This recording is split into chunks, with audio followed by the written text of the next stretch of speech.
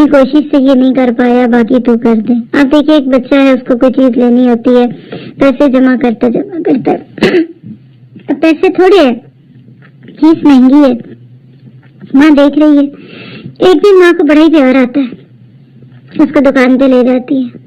اب وہ بچے کا کوئی کھلونا ہے، کوئی گیجٹ ہے، وہ دیکھتی ہیں، وہ کھولتے ہیں۔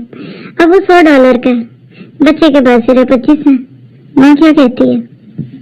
چلو یہ 25 دو، اگلے 75 میں ڈال لوں گی، تم 25 دے دو اور باقی جو ہے وہ میں پورے کر دوں گی۔ بچہ خوش ہو جاتا ہے تو ماں کو پتا کہ یہ بچہ کوشش کتنی کرتا ہے۔ بالکل یاد رکھیے، اللہ کے لیے کوئی مثال نہیں، لیس کمثلہ شیء، لیکن اس کے باوجود اپنی سمجھ کے لیے آپ کا میرا مختلف کام کرنا، یہ صرف اور صرف وہ جمع پونچھی ہے جو کل بہت تھوڑی نکلے گی۔ تو اپنی ان ساری کوششوں کو جو آپ کرتے ہیں، کوئی دن رات کر رہا ہے، صبح شام کر رہا ہے، لوگوں کو پتا چل رہا ہے کیا ہو رہا ہے، کسی کو نہیں پتا۔ اصل بات یہ کہ مالک قبول کر لے تو دعا کہ اللہ باپ باقی سب اپنی طرف سے ڈال دیں، اور انشاءاللہ بہت ساری دعائیں سیکھنی ہیں آج سے بھی لے کر۔ اگر آپ شروع کریں، میرا گمان ہے کہ ہم آنے والے رمضان کو اگر دیکھیں تو ابھی بھی الحمدللہ ہمارے پاس 45 کے اراؤنڈ ڈیز ہیں۔ روز کی ایک چھوٹی سی دعا، چلیے 170 تو آپ دیکھیے 30-40 دعائیں تو آپ یاد کر سکتے ہیں نا۔ اور دعائیں یاد کرنا مقصد کیا ہے؟ مقصد دعا یاد کرنا نہیں ہے، وہ دعا دل میں آ جائے، اس کو حفظ جان بنا سکے۔ پھر اسی طرح سے آپ دیکھیے کہ ایک اور چیز اس میں نیت کیجیے آپ اپنے لیے، اور وہ کیا ہے کہ میں نے جتنی زیادہ مجھے نیکیوں کے موقع ملے میں نے سبقت کرنی ہے۔ بہت ساری چیزیں ایسی ہوتی ہیں کہ جو ایک انسان کو سست کر دیتی ہیں، ڈی موٹیویشن ہوتی ہے، چلو نا بہت کچھ تو کر ہی رہے ہیں، اب اور سب کچھ کرنے کی کیا ضرورت ہے، اور اس سے زیادہ ہم اور کیا کریں، اور اس طرح نہیں۔ تو ایک نیت رکھیے کہ اس سال میں نے سبقت کرنی ہے۔ فاستبقوا الخیرات، اللہ تعالیٰ سورۃ بقرہ کی آیت 149 میں فرماتے ہیں کہ مومنوں کو کیا کہا؟ تم نیکیوں میں ہمیشہ ایک دوسرے سے آگے بڑھنے کی کوشش کرو، اور پھر نیکیاں بجا لانے والوں اور نیک اعمال کرنے والوں کو اللہ تعالیٰ بہترین مخلوق کہتے ہیں۔ تو کسی کو نیکی کا موقع مل جائے، یہ بہت بڑی نعمت ہے۔ آج سے نیت کیجیے میں نے دوسروں سے بڑھ کر نیکی کرنی ہے۔ آپ سیرت پڑھ کر دیکھیے، صحابہ کرام میں خاص طور پہ ابو بکر صدیق اور عمر فاروق رضی اللہ عنہ، ان کا آپس میں بہت معاملہ چلتا تھا۔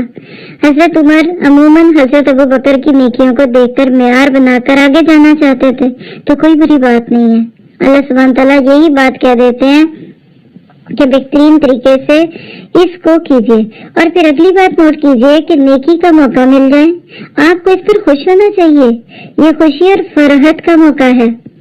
آپ کو مجھے اس عظیم ماہ مبارک کے قریب آنے کی خوشی اور فرحت ہو، کیونکہ رمضان المبارک کے مہینے تک صحیح سلامت پہنچ جانا اللہ تعالیٰ کی جانب سے مسلمان بندے پر بہت عظیم نعمت ہے۔ اس لیے کہ رمضان المبارک خیر اور برکت کا موسم ہے، جس میں جنتوں کے دروازے کھول دیے جاتے ہیں اور جہنم کے دروازے بند کر دیے جاتے ہیں۔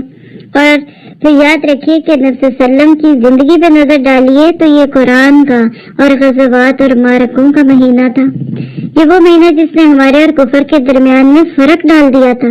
تو میں آپ تو نہ جنگوں میں ہے نہ معرکوں میں ہے، ہمیں تو صرف شیطان کے خلاف ہی جنگ کرنی ہے۔ تو لہٰذا نیکی کے اس موقع کے اوپر آپ خوشیاں منائیے۔ قرآن آپ کو اس بات کا سبق دیتا ہے۔ اگر آپ کھول کر دیکھتے ہیں قرآن پاک کو تو آپ سورۃ یونس کی آیت 58 میں فرماتا ہے اللہ سبحانہ تعالیٰ، قُلْ بِفَضْلِ اللَّهِ وَبِرَحْمَتِهِ فَبِذَلِكَ فَلْيَفْرَحُوا هُوَ خَيْرٌ مِّمَّا يَجْمَعُونَ۔ اے نبی کہو کہ یہ اللہ کا فضل اور اس کی مہربانی ہے کہ یہ چیز اس نے بھیجی، اس پر تو لوگوں کو خوشی منانی چاہیے۔ یہ ان سب چیزوں سے بہتر ہے جنہیں لوگ سمیٹ رہے ہیں۔ یہ قرآن اللہ کا انعام ہے، یہ قرآن ہمارے دلوں کی بہار ہے۔ آپ نے اس مہینے کو اگر واقعی قرآن کا مہینہ بنا لیا اور اس کے ساتھ اپنے ہر معاملے کو بہتر سے بہتر کر لیا تو آپ دیکھیے گا کہ ہر دن آپ کو خوشی ملے گی۔ آپ انشاءاللہ تعالیٰ اس رمضان کو اپنے ساتھ اس طریقے سے سیٹ کر کے دیکھیں گے کہ میں نے اس میں اپنے آپ کو بہتر سے بہترین کی طرف لے کر آنا ہے۔ غم نہ کیجیے۔ کچھ لوگوں کو رمضان کا لفظ سن کر فکر لگتی ہے، گرمی بہت ہے، دن بہت لمبے ہیں، بچے گھروں میں ہیں، یہ ہے وہ ہے۔ دیکھیے، دو طرح کی باتیں، اپنے معیار کو پرکھ لیجیے۔ اگر آپ سے کوئی پوچھتا ہے کہ رمضان اور غیر رمضان میں کیا فرق ہے، کتنا کو فرق ہے، اگر آپ کا جواب ان لوگوں کی طرح جو عموماً لوگ دیتے ہیں جی زمین آسمان کا فرق ہے، اچھا آپ کیا کہتے ہیں؟ کچھ کہتے ہیں بہت فرق ہوتا ہے۔ کسی تیسرے سے آپ پوچھو، کہتے کہ بہت زیادہ فرق تو نہیں ہے۔ چلیے یہ 3 جواب لکھیے کہ آپ رمضان کے بارے میں کیا سوچتے ہیں۔ اگر رمضان آپ کے لیے زمین آسمان کی روٹین کو چینج کر رہے تو بہت خطرے کی بات ہے۔ اگر کافی چینجز کرنی پڑتی ہیں تو یہ بھی فکر کی بات ہے۔ اور اگر تیسرا جواب ہے آپ کا کہ بہت زیادہ فرق نہیں ہے تو یہ ہے مبارک کے لائق۔ کیسے سمجھیے گا اس کو؟ رمضان مومن کا اور غیر رمضان آلموسٹ سیم ہوتا ہے، تھوڑا سا کھانے پینے میں فرق آ جاتا ہے، معمولات بدل جاتے ہیں۔ پہلے فجر کے بعد ناشتہ کرتا ہوگا اور سارا دن تو اس کو بھوک ہی نہیں ہوتی، وہ تو پھر مغرب کے وقت ہی کھاتا ہے۔ 2 وقت کھانے کے عادی کے لیے روزے میں صرف ٹائم تھوڑے بہت فرق ہو گئے۔ ادھر فجر سے بعد وہ ناشتہ تھا اور ڈنر مغرب سے پہلے تھا، ادھر وہ ناشتہ پیچھے چلا گیا اور ڈنر بھی پیچھے چلا گیا۔ جھوٹ ویسے بھی نہیں بولتا تھا، ایسے بھی نہیں بولتا، بےہودہ فحش لغویات میں ویسے بھی نہیں تھا، یہ اب بھی نہیں ہے۔ غیبت پہلے بھی نہیں کرتا اور اب بھی نہیں کرتا تھا۔ مسئلہ ان کے لیے جن کو یہ لگتا ہے کہ رمضان آئے گا تو بہت چینجز کرنی پڑیں گی۔ کچھ لوگ اپنے ٹی وی کو چھپا دیتے ہیں، نہیں ٹی وی نہیں دیکھنا۔ غیبت کا کیا کریں گے اور بہت باتوں کا کیا کریں گے؟ تو یاد رکھیے، اگر آپ کو نیکی کا موقع مل رہا ہے تو اس رمضان کو اپنے لیے خوشیوں کا ذریعہ بنائیں۔ بلکہ چیک کیجیے پچھلے رمضان سے اب تک میں نے کیا نیتیں کی ہوئی تھی اور الحمدللہ میں نے وہ کر لی ہے تاکہ مجھے اس کی خوشی بھی محسوس ہو۔ پھر اسی طرح سے آپ دیکھیے کہ ایک اور کام جو آپ نے میں نے کرنا ہے اس سے پہلے وہ کیا ہے کہ فرض کردہ روزوں سے بری ذمہ ہونا ہے۔ آپ دیکھیے کہ بہت ساری ایسی چیزیں ہوتی ہیں کہ انسان کے ساتھ لگی رہتی ہیں پوری خواہش کے باوجود بھی کہ کوئی کام نہ چھوٹے، لیکن اگر بالفرض پچھلے روزے آپ کے کسی وجہ سے چھوٹے، کوئی بیماری کی وجہ سے شرعی طور پہ کوئی عذر تھا، تو آپ کو ان روزوں کو رکھنا ہے۔ ابو سلمہ رضی اللہ عنہ بیان کرتے ہیں کہ میں نے عائشہ رضی اللہ عنہا سے سنا، وہ بیان کر رہی تھی کہ میرے ذمہ رمضان المبارک کے روزے کی قضا ہوتی تھی اور میں شعبان کے علاوہ قضا نہیں کر سکتی تھی۔ یہ صحیح بخاری کی روایت ہے 1849 اور صحیح مسلم میں یہ روایت ہے 1146۔ اب اس کے علاوہ ایک اور روایت بھی ہے، اس کو سنیے تو پھر اس کو ہم تھوڑا سا مزید سمجھ لیتے ہیں۔ اور یہ دوسری جو روایت ہے یہ والی اسامہ بن زید رضی اللہ عنہما سے ہے، کہتے کہ میں نے رسول اللہ صلی اللہ علیہ وسلم سے عرض کیا، اللہ کے رسول، میں دیکھتا ہوں کہ آپ جتنے روزے شعبان میں رکھتے ہیں اتنے کسی اور مہینے میں روزے نہیں رکھتے۔ تو آپ نے فرمایا رجب اور رمضان کے درمیان یہ وہ مہینہ ہے جس سے لوگ غافل رہتے ہیں، یہ مہینہ وہ ہے جس میں اعمال رب العالمین کی طرف اٹھائے جاتے ہیں، اس لیے میں پسند کرتا ہوں کہ میرے عمل اٹھائے جائیں تو میں روزے کی کیفیت میں ہوں، یعنی میں روزے کی حالت میں ہوں۔ یہ سنن نسائی کی روایت ہے 2357۔ اس سے کیا پتہ چلتا ہے کہ اس مہینے میں روزے رکھنے کثرت چاہیے۔ ایک اور روایت ہے حافظ ابن حجر رحمہ اللہ سے، یہ ہم تک پہنچی، فرماتے ہیں کہ حضرت عائشہ صدیقہ رضی اللہ تعالیٰ عنہا کا رمضان میں روزے رکھنے کی حرص رکھنے سے، یعنی جو اوپر کی حدیث ہم نے دیکھی تو اس پہ یہ شرح دیتے ہیں فتح الباری کی 1849 پہ، اور آپ جانتے ہیں کہ حافظ ابن حجر نے شرح لکھی۔ اور اسی طرح سے مختلف چیزوں کو جمع کر لیں تو خلاصہ کیا کہتے ہیں کہ رمضان کی قضا کے روزوں میں دوسرا رمضان شروع ہونے تک تاخیر کرنا جائز نہیں۔ تو آپ کے میرے لیے ایک اچھا موقع ہے، ابھی 40 ڈیز آلموسٹ ہیں۔ اگر آپ کے پچھلے یا ان میں سے بھی پچھلوں سے پچھلے روزے رہتے ہیں تو رکھ لیجئے، 2 فائدے ہوں گے۔ ایک تو پچھلا حساب کلیئر، نیا اکاؤنٹ کھلے گا۔ ہر سال ہم اکاؤنٹ شروع کرتے ہیں، چلے اس سال کا اکاؤنٹ 1 جنوری کو لے لیں یا رمضان سے رمضان تک لیتے ہیں تو پچھلا سر پہ بوجھ ہوگا تو یہ روزے رکھنے مشکل ہوں گے۔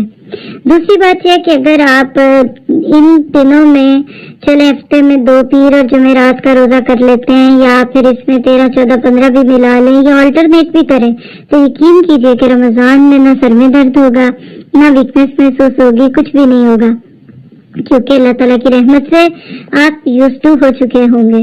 تو اس کی کوشش کیجئے.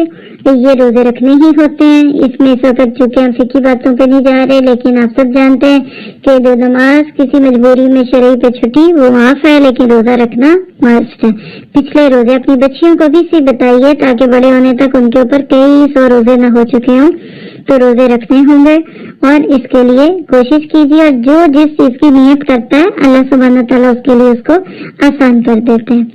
اگلی ایک نیت ہم کرتے ہیں اور وہ کیا کہ ہم نے علم حاصل کرنا ہے تاکہ روزوں کے کام کا علم ہو سکے اور رمضان المبارک کی فضیلت کا پتہ چل سکے. اب علم کی تو بہت ساری قسمیں ہیں نا, تو علم حاصل کرنے کے لیے آپ نے بہترین چیز ہے کہ ابھی سے ایک تو یہ کہ رمضان سے متعلقات لیں. اس کے لیے الحمدللہ ہم ہر سال رمضان سے تقریباً 2 ویک پہلے اور اسی طرح بلکہ واٹس ایپ پہ تو میرا گمان ہے اس منڈے سے کچھ گروپ شروع ہو رہے ہیں جس میں آپ کو رمضان کی تیاری کروائی جاتی ہے. زاد الخیر کے نام پہ ایک کورس آئے گا, آگے آپ دیکھیں گے انشاءاللہ. اور اس سال بھی ہم نے دورہ قرآن بہت ہی خوبصورت اللہ تعالیٰ کی توفیق سے ایک تھیم کے ساتھ پلان کیا ہوا ہے. سونر جو ہی آفیشیلی ڈکلیریشن ہوگا تو آپ تک فلائر اور سب کچھ پہنچے گا. آج سے نیت کر لیجئے کہ میں نے دوسروں کو ساتھ لے کر علم کی اس محفل میں شامل ہونا ہے. اب اپنے اپنے اسٹیشن پہ ان چیزوں کا اہتمام کرنا چاہتے ہیں, آپ اس کے لیے بات کرنا چاہتے ہیں, ضرور کیجئے, لیکن یہ کہ علم کو خام کیجئے. آپ کا میرا فرض ہے. آپ دیکھیے کہ علم میں بنیادی علم جو ہے نا وہ فرائض کے متعلق ہے, عقیدے کا علم ہے.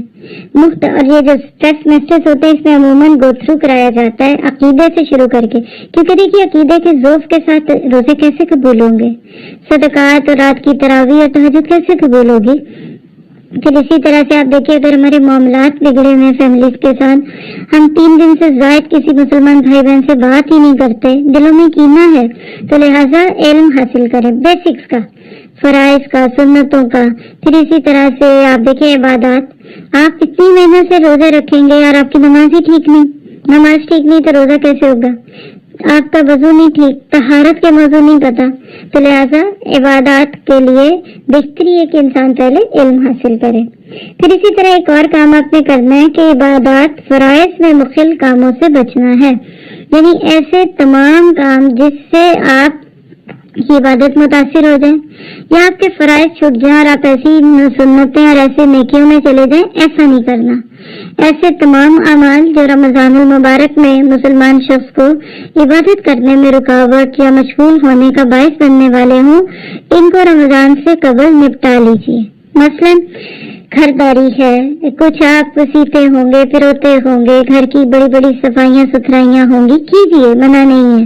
ہمارا دین آپ کو کسی ایک الگ جگہ پہ بیٹھاتا نہیں ہے, لیکن اس وقت اپنے ادھورے منصوبوں کو پورا کر لیں تاکہ رمضان کے دوران بھی دھیان ادھر نہ آئے. گھر کی بیڈ شیٹ چینج کیجیے, ایسے کپڑے استعمال کیجیے بہت دن تک جو گندے نہ ہوں. یعنی اب سے لے کے رمضان تک وقت کو آپ تیاری کیجیے, A to Z پورے گھر کو صاف ستھرا کیجیے. دیکھیے صفائی نصف ایمان ہے. اگر آپ کا گھر میسی ہے, بہت بکھرا ہوا ہے, چیزیں پڑی ہیں دروازوں کے پیچھے آگے پیچھے, تو نقصان کیا ہوگا آپ جانتے ہیں. اب فوکس نہیں ہوگی. مثال ہے کہ جہاں میں بیٹھی ہوں تو میرے ارد گرد بہت ساری چیزیں ہوں گی, ڈسٹریکشنز ہوگی, تو میں آپ کو بات کرنے میں سہولت نہیں محسوس کروں گی. تو لہٰذا اپنی بیکار اکثر چیزیں الگ کر دیجیے. وہ کپڑے جن کو استری کی کلف کی ضرورت پڑتی ہے ان کو سمیٹ دیجیے. وہ برتن جس کو نکال لیں تو جان پہ بن جاتی ہے, اب یہ ٹوٹ نہ جائے, تو بہتر ہے کہ آپ ان کو سائڈ پہ کر دیجیے. اور ایسی ہر چیز ڈسٹریکشن اپنے پاس سے دور کیجیے. لہو لائب ہیں ایسی چیزیں جس میں بندے کی انرجی چلی جاتی, توجہ چلی جاتی, ان سب سے اپنے آپ کو جتنا دور کریں گے آپ کا وقت اچھا گزرے گا انشاءاللہ تعالی. پھر ایک اور کام کیجیے, گھر والوں کو نیکیوں کی ترغیب دلائیے. کبھی کبھی کیا ہوتا ہے, ہم خود تو بہت اچھے کام کر لیتے ہیں لیکن گھر والوں کو ساتھ لے کر نہیں چلتے. تو گھر میں بچوں شوہر ہیں تو بیوی, بیوی ہیں تو شوہر کے ساتھ بچوں کو لے کر بیٹھیے, بہت پیارا ماحول بنائیے, کوئزز کی صورت میں رمضان کے مسائل سکھائیے، رمضان کی حکمت، اور بتائیے اس طرح چھوٹے بچوں کو رغبت دلائیں، بچوں کی چھوٹی چھوٹی ڈیوٹیز لگائیے۔ اس پہ انشاءاللہ آنے والے دنوں میں ہم کافی چیزیں شیئر کرتے ہیں جو اللہ نے چاہتے اس سال بھی ہوں گی۔ پلانرز ہوتے ہیں، گھر میں ایک بچے کو ایک کام دیا دوسرے کو دے، بچوں کو بتائیے، نیکی کی قدر بتائیے۔ ایک بچے نے آج کھجور سب کو دینی ہے، دوسرے ایک دن ایک کی مرضی کا بنے گا، دوسرے دن دوسرے کی، یعنی گھر میں ڈیلی کچھ نہ کچھ رمضان سے متعلق باتیں کرتے رہیے تاکہ یہ باتیں پھر بچوں کو یاد بھی ہو جائیں، ان کی شخصیت کا حصہ بنے، اور جب ہم نہ ہوں گے تو ہمارے لیے یہ بچے انشاءاللہ صدقہ جاریہ بھی بنیں گے۔ پھر ایک اور کام کیجیے کہ نیکیوں سے متعلق مواد فراہم کیجیے، کچھ ایسی کتابیں تیار کی جائیں جو گھر میں پڑھی جائیں، یا اگر مسجد کے امام صاحب کو ہدیے میں دی جائیں تاکہ وہ رمضان میں لوگوں کو بتائیں۔ آپ کے گھر میں بہت ساری ایسی چیزیں ہوں گی، بکلیٹس ہیں اور کچھ بھی ہے، کوئی اچھی چیز بنی ہوئی ہے، کوئی کارڈ ہے، تو آپ اس کو شیئر کیجئے دوسروں کے ساتھ کہ اس دفعہ آپ بھی اس سے فائدہ اٹھائیں اور ہم بھی اس سے فائدہ اٹھائیں گے۔ اور اسی طرح سے پھر آپ دیکھیے گا کہ آپ جب خیر کو بانٹنے والے بن جائیں گے نا تو خیر پلٹ کے آپ ہی کے گھروں میں آئے گی۔ مومن کے گھروں میں خیر ہوتی ہے، خیر جاتی ہے اور خیر ہی آتی ہے۔ پھر اسی طرح سے ایک اور چیز، قرآن پاک کی تلاوت کرنا۔ رمضان آئے گا پھر تو ہم کریں گے، ابھی سے شروع کیجئے۔ آپ رمضان کے لیے ابھی سے اگر سوچ لیجئے، فیل کیجئے جسٹ لائک تھنک کہ رمضان آ گیا ہے۔ اب جب رمضان آ گیا نا تو آج سے شروع کر لیں، نیت کریں چلے کل سے ایک ایک پارہ پڑھیے۔ آپ اگر کیا رمضان میں قرآن پڑھتے ہیں تو زیادہ ثواب ہے، تو اب نہیں، اور وہ زیادہ ہے تو کیا بالکل ثواب نہیں ہے؟ روانی آ جائے گی، تسلسل ہوگا، اور آپ سن بھی سکتے ہیں، اچھی آواز میں قرآن کی تلاوت شروع سے سنیں۔ انشاءاللہ میں بھی ایسی کرتی ہوں کہ آج سے ہی ایک پارہ سننا شروع کر دیتی ہوں تاکہ رمضان تک پورا قرآن گو تھرو، اور انشاءاللہ رمضان میں جو چیزیں آئیں گی اس کو اینڈ پہ شیئر کر لیتے ہیں، لیکن یہ کہ قرآن سے دوستی کیجیے۔ اور پھر سب سے بڑی بات ہے کہ رمضان کی آمد کی بھرپور تیاری کیجیے، بہت ضروری ہے۔ ابو بکر بلخی کہتے ہیں کہ ماہ رجب کھیتی لگانے کا مہینہ، اور ماہ شعبان کھیتی کو پانی لگانے کا، اور ماہ رمضان کھیتی کاٹنے کا مہینہ ہے۔ اور یہ بھی کہتے ہیں کہ ماہ رجب کی مثال ہوا اور شعبان کی بادلوں اور رمضان کی مثال بارش جیسی ہے، اور جس نے ماہ رجب میں نہ تو کھیتی بوئی ہو نہ شعبان میں کھیتی کو پانی لگائے تو رمضان میں کیسے کھیتی کاٹنا چاہتا ہے؟ اب دیکھیے یہ ایک سلف صالحین میں سے گزرے، ان کی بات ایسے ہی ہے جیسے آج کسی کی اچھی بات۔ آپ کو رغبت مل رہی ہے نا رجب کے مہینے میں، شعبان آنا ہے، رمضان ہے، ہم آج کل رجب کے آخر میں ہیں، یعنی 1/3 پورا ہو گیا رجب۔ اب یہاں سے اگر آپ کی یہ ذہن سازی ہوگی تو کوئی بھی کھیتی ایک دن میں تو نہیں لگتی نا، مختلف طریقے سے آپ لوگ اس کو لے کے کر سکتے ہیں۔ جیسے حضرت عائشہ صدیقہ فرماتی ہیں کہ اللہ کے نبی روزے رکھنے لگتے، حتیٰ کہ ہم کہتے کہ اب روزے نہیں چھوڑیں گے، اور روزے نہ رکھتے حتیٰ کہ ہم کہنے لگتے کہ اب روزے نہیں رکھیں گے۔ میں نے رسول اللہ صلی اللہ علیہ وسلم کو ماہ رمضان کے علاوہ کسی اور مہینے کے مکمل روزے رکھتے ہوئے نہیں دیکھا، اور میں نے انہیں شعبان کے علاوہ کسی اور مہینے میں زیادہ روزے رکھتے ہوئے نہیں دیکھا۔ یہ بخاری کی روایت ہے 1868، اور اسی طرح صحیح مسلم میں 1156۔ تو اس سے کیا پتہ چلتا ہے کہ رمضان المبارک کے روزوں کی تیاری کے لیے ماہ شعبان میں ہی روزے رکھیے۔ اسامہ بن زید بھی کہتے ہیں کہ میں نے اللہ کے نبی سے عرض کیا کہ اللہ کے نبی، میں دیکھتا ہوں کہ آپ جتنے روزے شعبان میں رکھتے ہیں اتنے کسی اور مہینے میں نہیں رکھتے، یعنی آپ دیکھیے جو آپ کے قریب رہنے والے تھے وہ آپ کے معمولات کو دیکھا کرتے تھے نا۔ تو آپ نے فرمایا کہ رجب اور رمضان کے درمیان یہ وہ مہینہ ہے کہ جس سے لوگ غافل رہتے ہیں، یہ وہ ماہ ہے جس میں اعمال اللہ رب العالمین کی طرف اٹھائے جاتے ہیں، اس لیے میں پسند کرتا ہوں کہ میرے عمل اٹھائے جائیں تو میں روزے کی حالت میں ہوں۔ اللہ کرے ہم بھی ایسے ہی ہوں۔ ہم تو گھبرا جاتے ہیں کہ پتہ نہیں آگے کیا ہونے والا ہے، چلو اب جو کھانا ہے اور کھا لو، پھر بعد میں اور سر میں درد ہوگی، تو ابھی سے تھوڑے تھوڑے روزے رکھیے گا۔ پھر اسی طرح ایک روایت ہے سنن نسائی میں 2357، اور ناصر الدین البانی صاحب نے اس کو صحیح کہا، اور وہ کیا ہے کہ اس حدیث میں ماہ شعبان میں روزے کی اہمیت کیا ہے، حکمت بتائی کہ یہ ایسا مہینہ ہے جس میں اعمال اوپر اٹھائے جاتے ہیں۔ بعض علماء ایک اور حکمت بھی بیان کرتے ہیں کہ ان روزوں کا مقام فرض نمازوں سے پہلی سنتوں والا ہے. دیکھیے بڑی پیاری تعویل ہے. دیکھیے گا کہ نماز سے پہلے سنتیں پڑھتے ہیں نا, کہتے ہیں کہ فرض رمضان کے روزوں سے پہلے یہ شعبان کے روزے ان سنتوں کی طرح ہو جاتے ہیں جو فرض نمازوں سے پہلے پڑھی جاتی ہیں, کہ وہ نفس کو فرض کی ادائیگی کے لیے تیار کرتی ہیں. یہ نوٹ کیجیے گا, نفس کو تیار کرنا بڑا مشکل ہے, کیونکہ وما ابری نفسی ان النفس لامارۃ بالسوء, نفس اپنی ذات کے اعتبار سے انسان کو گناہوں کی طرف مائل کرتا ہے. اس کو مارنا پڑتا ہے, اس کو پیٹنا پڑتا ہے, اس کو دبانا پڑتا ہے. وَمَّنْ نَهَى النَّفْسَ عَنِ الْهَوَىٰ, تو نفس کو ہواؤں سے بچانا ہے. تو کہا کہ نفس کو تیار کرے گا یہ روزہ رمضان کے روزے کے لیے, اور اسی طرح رمضان سے قبل شعبان کے روزے بھی. اور اتنا زیادہ اس کا آپ کو فائدہ ہوگا کہ آپ اس کا نوٹ کریں گے. پھر اسی طرح سے آپ کو پتا ہے کہ سلمہ بن کوہیل تھے, کہا کرتے تھے کہ شعبان قرت کا مہینہ ہے, یعنی کہتے تھے شعبان کے مہینے میں قرت کرو. اور جب شعبان کا مہینہ شروع ہوتا تو عمر بن قیس اپنی دکان بند کر دیتے اور قرآن پاک کی تلاوت کے لیے فارغ ہو جاتے. سبحان اللہ, تمہارے اسلاف تو ایسے تیاریاں کر کے بیٹھتے تھے, تو ہم کیا صرف عید کے جوڑے اور حلوہ پوڑی اور اسی طرح پکوڑے سموسوں کا سامان جمع کریں, وہ بھی کیجیے, کوئی بری بات نہیں ہے, لیکن صرف وہی نہ کیجیے. اور اس کی وجہ سے اپنی افطاریاں اور دوسری چیزوں کو ہم نے پیچھے نہیں کرنا. اور سب سے بڑی بات ہے کہ آج آسان نیکیاں نیتیں کیجیے, اچھی نیتیں کریں, اللہ عز و جل کا شکر ادا کریں, ذکر کیجیے. اللہ کے نبی صلی اللہ علیہ وسلم کے رمضان کو پڑھیے. پچھلے سالوں میں ایک لیکچر ہوا تھا نبی صلی اللہ علیہ وسلم کا رمضان, صحابہ کا رمضان.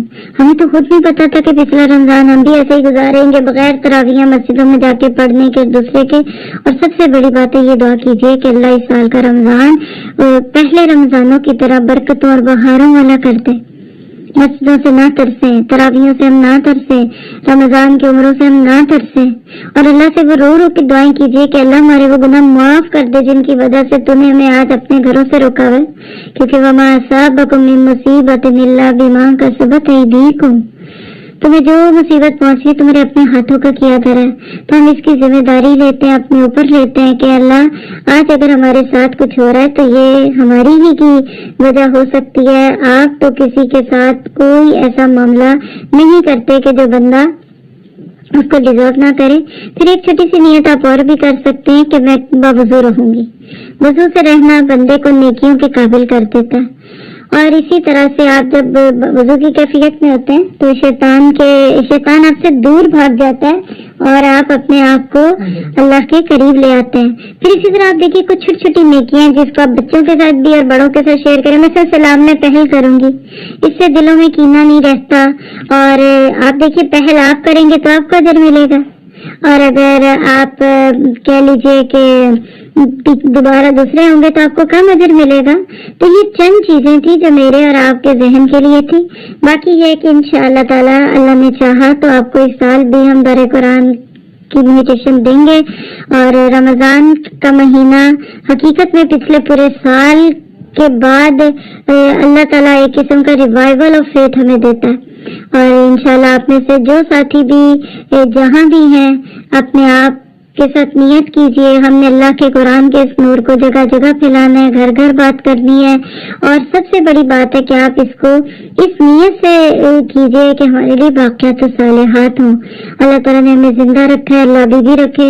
اکثر دیکھنے میں آتا ہے کہ رمضان سے پہلے بہت ساری موتیں ہوتی ہیں. یہ تو اللہ کو پتہ ہے کون جیے گا کون مرے گا, لیکن اللہ تعالیٰ آپ سے مجھ سے بہترین طریقے سے راضی ہو اور بہت ساری اچھی قبولیت والی نیکیاں کروائے. روٹھوں کو منا لیجئے, اپنے سب فیملی کے لوگوں کو اپنی لسٹ کھولیے, کانٹیکٹ لسٹ 10 کر کے ہی صحیح, ویکینڈ پہ ہی ٹائم تھوڑا بہت آپ کو ملتا ہوگا اگر تو آپ 10 لوگوں سے دل مشفع بات کیجیے. اب واٹس ایپ اور اس طرح کے چٹ چیٹ نے اتنا ہمیں مصروف کر دیا, وہ سب کو پتا ہوتا ہے یہ میسج سب کو گیا, تمہاری فیملی کو اتنی خوشی نہیں ہوتی. ایک پرسنل نمبر پہ بات کرنی, فون کرنا, کیونکہ یہ اب خانہ پری والی باتیں نہ رہ جائیں. تو انشاءاللہ ہم نے اس ساری چیزوں کو بہترین طریقے سے کرنا ہے. اور پھر اسی طرح سے آپ اور بھی ایک دو ٹپ لینا چاہیں تاکہ پھر آپ جب یہ کام کریں تو آپ کا دل اس میں پورا مطمئن ہو، اور وہ یہ ہے کہ اپنی سستی کو دور کرنا ہے۔ اللہ سے مہلت مانگیے اور اپنے آپ کو آرگنائز کیجیے، لکھ کے کام کیجیے، تھنگس ٹو ڈو بنائیے۔ اس سال میں نے کتنے لوگوں تک اس خیر کو پہنچانا ہے۔ جو ہی آپ کو دار قرآن کا فلائر ملے اور اگر آپ کو اچھا لگے کہ یہ اچھا سلسلہ ہے، ہر ایک سننے والا اپنے ایک ایک پرسن کو 1 by 1 ایسے انوائٹ کر سکتے ہیں جیسے ہم اپنے بچوں کی خوشیوں میں انوائٹ کرتے ہیں، کیونکہ جب ہم کسی کو خود کہتے ہیں تو اس سے اگلے کے دل میں اس کام کی رغبت بھی آتی ہے، محبت بھی آتی ہے۔ تو جزاکم اللہ خیر، آپ نے موقع دیا، آپ لوگ اس کو آگے جیسے بھی کنٹینیو کرنا چاہیں۔ ہمارے پاس یہاں مغرب کا ٹائم ہو گیا تو اس لیے اب اجازت ہے، انشاءاللہ تعالی زندگی رہی تو آپ سے پھر آگے بھی بات رہے گی۔ سبحانک اللہم و بحمدک، اشہد ان لا الہ الا انت، استغفرک و اتوب الیک۔ السلام علیکم و رحمۃ اللہ وبرکاتہ۔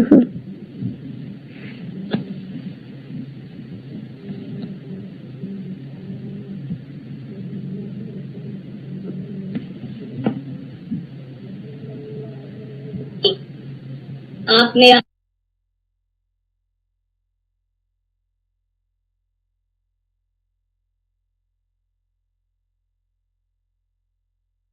أعوذ بالله من الشيطان الرجيم بسم الله الرحمن الرحيم الحمد لله رب العالمين الرحمن الرحيم مالك يوم الدين إياك نعبد وإياك نستعين اهدنا الصراط المستقيم صراط الذين أنعمت عليهم غير المغضوب عليهم ولا الضالين